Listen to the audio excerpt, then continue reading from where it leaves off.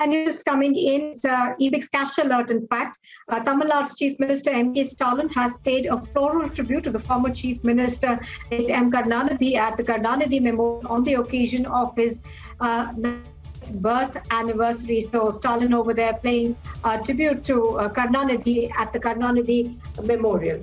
Apurva is joining us live for more on this. Now, Apurva, Stalin over there at the Karunanidhi Memorial, seen in the past that before he, does anything important, he's always there to pay his tributes.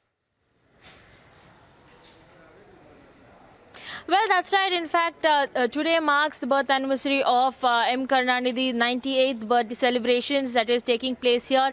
And there you can see the Tamil Nadu Chief Minister M.K. Stalin there paying a floral tribute to M. Karunanidhi's memorial as well.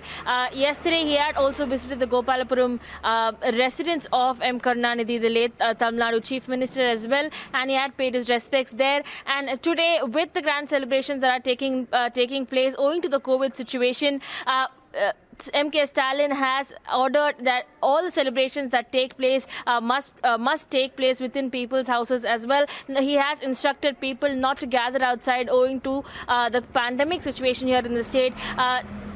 Usually, if there wasn't a pandemic, there is a large batch of celebrations that is going on. DMK right now coming to power after almost a decade, and this will be the first time that the DMK has come to power after almost a decade. And now with MK Stalin as the Chief Minister, he is paying tribute to M. Karunanidhi, his father, there at the memorial there in Marina Beach. Remember, MK Stalin had, even on the day when they had announced that DMK was winning, he had also visited Karunanidhi's memorial there late in the night as well, paying his respects to his father. And yet again, you can see ahead of Karunanidhi's birth celebrations, birth anniversary, we can see that this Tamil Nadu government has ordered special incentives for the public as well.